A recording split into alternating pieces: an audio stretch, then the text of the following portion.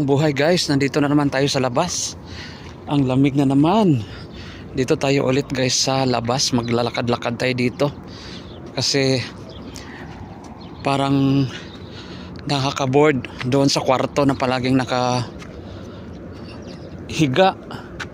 So dito muna tayo mag-vlog muna tayo dito para may pang-upload na rin po tayo sa ating YouTube.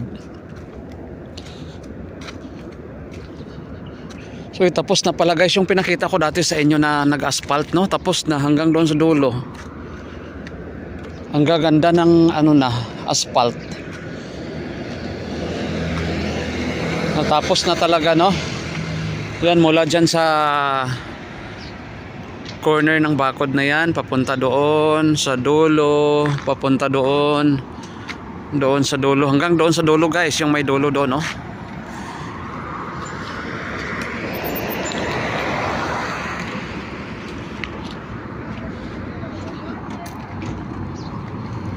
Sabi ko agahan nating mag-vlog para mamaya-maya balik tayo ulit sa kwarto. Mahiga tayo ulit kasi sobrang lamig. Talaga sobrang lamig.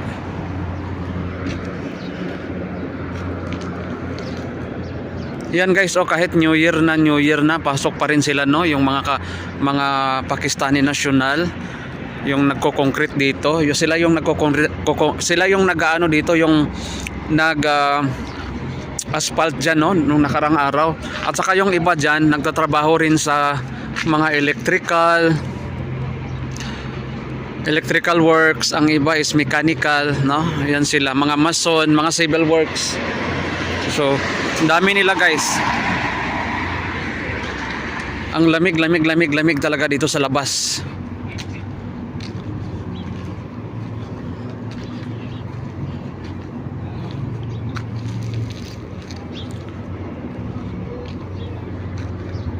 Punta muna tayo dito sa kaliwa. Tawid muna tayo dito sa kaliwa.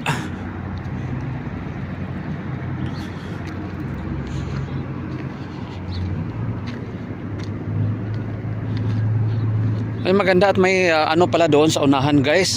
May ipakita ko sa inyo ang yung igibana nila ng tubig. Yung parang watercolor, drinking water. Mayroon pala sila dito, nilagay din. Ang ganda na guys, 'di ba? Ang ganda ng ang ganda ng pagka-asphalt.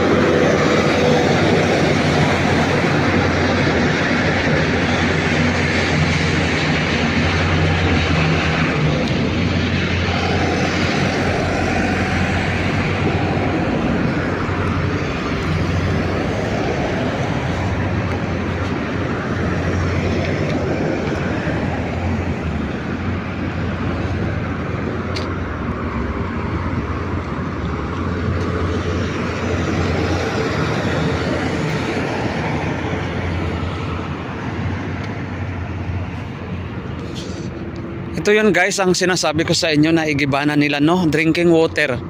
Ito yung water cooler nila na maliit na water cooler, diba? Nakita nyo? So free po ang umigib dito, free ang mag-inom ng tubig.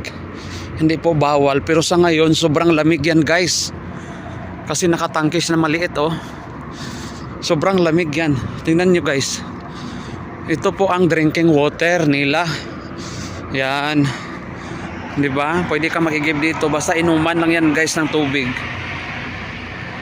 'Di ba? So yan. May tangke na maliit. For drinking water only. Yan, karamihan dito guys may mga ganito sa mga gilid ng mga kalsada kasi free lang sila. Free ka lang kumuha ng tubig na mainom. Marami yan dito, lalong-lalo na kung taglamig during summertime kasi sobrang init dito. So talaga yan, yung nilalagay talaga nila yan, mga kusang naglalagay ng mga ganyan na mga drinking water para inuman.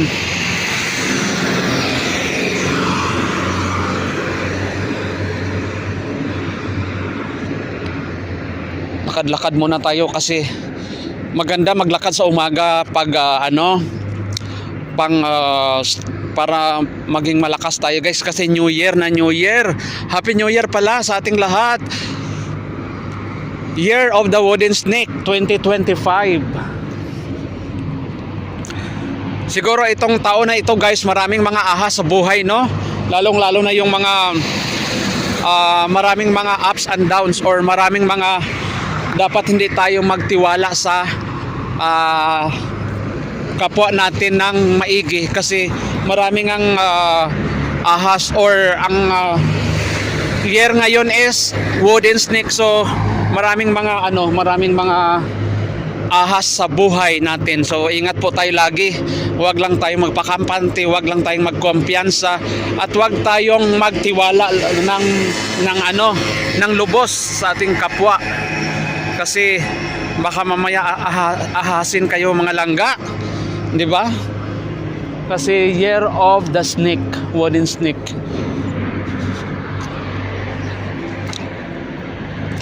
Alam nyo guys, ang bawat mga warehouse na ito, dalawa ang pintuan yan, no, sa isang warehouse. So napakaluwag yan sa loob. Tingnan nyo sa loob guys, ang luwag-luwag sa loob, 'di ba? Kaso madilim guys, di pwede doon. So dito ibang pintuan, sa kabila naman ibang pintuan yan, no? Pero kaso madilim, hindi nyo makita yan.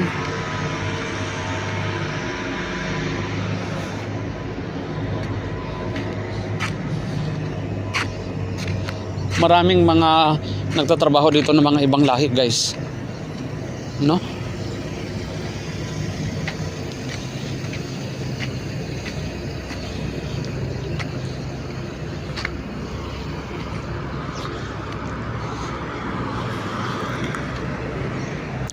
Papasok na ako ulit sa kwarto guys, doon sa aming accommodation yan, no, yung may gate.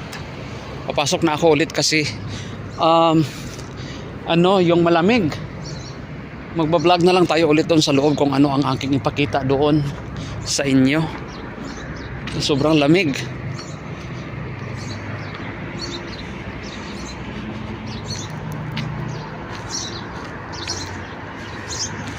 So yan lang muna guys ang aking vlog. Happy New Year sa ating lahat. Salamat. Bye bye. Vlog, good morning again guys. Nandito tayo guys sa aming kitchen, kung saan kami nagluluto, no? Dito po ang kitchen namin yan. Yan po ang kitchen namin. Tapos dito may mga kami dito, may mga dito kami naglalaba guys. Tingnan nyo, mga washing machine dito nakahilera. Yung laki ng washing machine nito, bago ata yan. Ito parang bago yata yan, no? Dyan po nakahilera ang mga washing machine. Yan, nakahilera lahat ang washing machine dito guys, no? Yan. So lahat na yan washing machine, mga personal washing machine to guys, kasi ang company namin is hindi naman nag-provide ng washing machine. So may mga padlock yan, nakita nyo, nakapadlock siya, diba? Nakapadlock. So nakapadlock yan kasi kailangan may padlock para walang anong pangalan nito, para hindi po magamit ng iba, diba? At saka guys, dito pala sa namin, ito yung bilihanan namin ng dito sa loob ng aming accommodation. May bilihanan po, no? Yan po ang tindahan guys. Diyan na lahat ang may mga, kung gusto mong bilhin ng mga pangluto, nandyan lahat guys, no? Pwede mangutang dyan pero mahirap din mangutang. So dito guys, ito yung kitchen namin, no? Dirty kitchen. Wala nang naglilinis ngayon kasi lahat na sila is nag-stop work na. So yan, hindi po malinis guys ang aming dirty kitchen.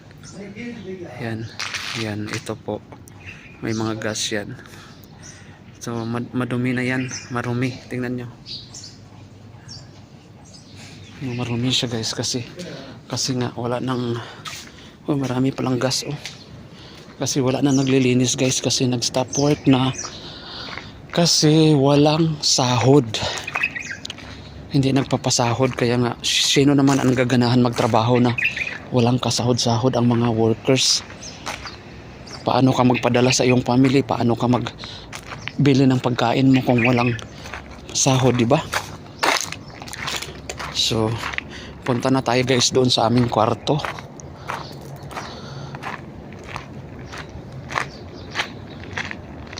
Ito lang yung mga kwarto namin, no? Mga cabin.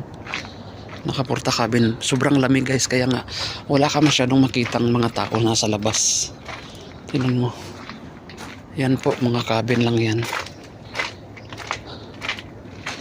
Tapos may puntahan ko nga dito si Tonyo kung nandito ba si Tonyo. Uy, parang wala na si Tonyo dito.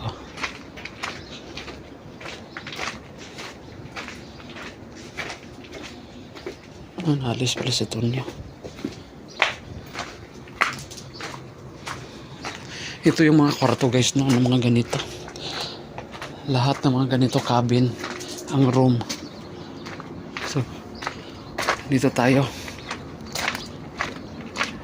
Yan lang guys ang mga kwarto namin.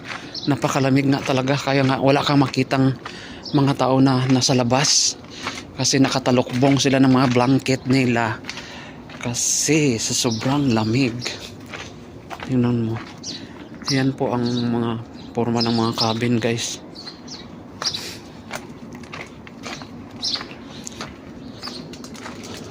Sobrang lamig talaga, grabe. Sobrang lamig. Dito na guys ang aking kwarto. Ito po ang aming kwarto guys. Yan. Ang Pilipino ito. Ito yung room namin. Yan ang kwarto namin. Mamaya pasok na tayo dyan sa loob. Dito sa katabi naman namin is mga Nepali, Bangladesh dyan na side, Pakistan, India, no? Dyan magkatabi-tabi lang.